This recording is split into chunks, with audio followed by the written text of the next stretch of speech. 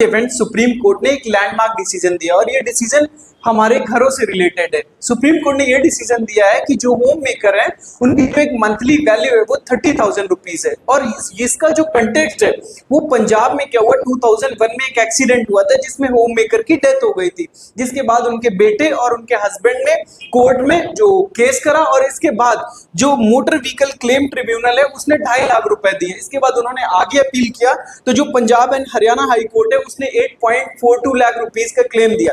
लेकिन supreme court ने बिल्कुल अलग डिसीजन दिया और सुप्रीम कोर्ट ने 62 लाख का कंपनसेशन दिया। और सुप्रीम कोर्ट ने इस डिसीजन के बाद कई चीजें डिफाइन भी करी और बहुत क्लियर करी कि एक होम मेकर जो कि बहुत इंपॉर्टेंट रोल प्ले करती है घर के अंदर, उसकी एक जो मिनिमम सैलरी वैल्यू है वो 30,000 है। मतलब जब भी कोई क्लेम मिलेगा किसी होम मेकर को तो उसका बेस सैलरी बेसिस जो होगा वो 30,000 होगा, क्योंकि जो कंपनसेशन होता है, कंपनसेशन देने का जो फॉर्मूला होता है उसमें होता है कि कंपनसेशन इक्वल टू जो इनकम होती है इनटू जो भी वैल्यू ऐड करते हैं आगे चल के, ये सारी चीजें उसमें कंटिन्यू होती है। और जिसमें से सबसे इंपॉर्टेंट होता है इनकम।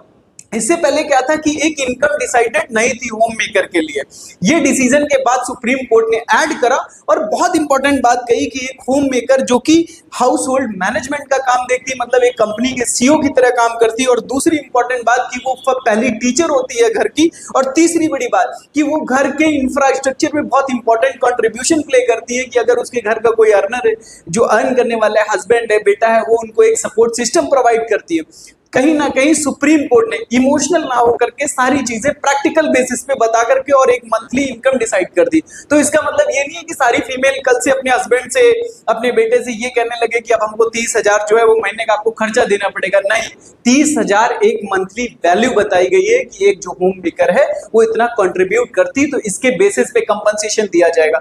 फिर बात यह आती क्या जो जॉब करती फीमेल्स उनका क्या होगा, जब उन्हें कंपनसेशन मिलेगा। अगर किसी फीमेल की सैलरी 50,000 है तो उसमें जो उनकी ओवरऑल इनकम काउंट होगी कंपनसेशन देते टाइम तो वो 80,000 हो जाएगी। तो ये जो टॉपिक था बहुत इंपॉर्टेंट था, क्योंकि हम देखते हैं कि हमारी मदर का कंट्रीब्यूशन हो या हमारी सिस्टर का कंट्रीब्यूशन हो घर में, या जिन लोगों की शादी हो चुकी है उनकी वाइफ का कंट्रीब्यूशन इमेंस है, लेकिन वो कभी भी रिकॉग्नाइज नहीं होता है। सो एक ये बहुत बड़ा ये कहें कि माइलस्टोन स्टेप है, ये बहुत अच्छा स्टेप है जो कि सुप्रीम कोर्ट ने लिया। सो फ्रेंड्स, आपका जो भी ओपिनियन है कि आप इसके फेवर में हैं या नहीं, इसको कमेंट में लिखिए और इस तरीके के एनालिसिस के लिए हमारे चैनल को सब्सक्राइब करें, वीडियोस को लाइक करें। Thank you. जय हिंद, नेशन फर्स्ट।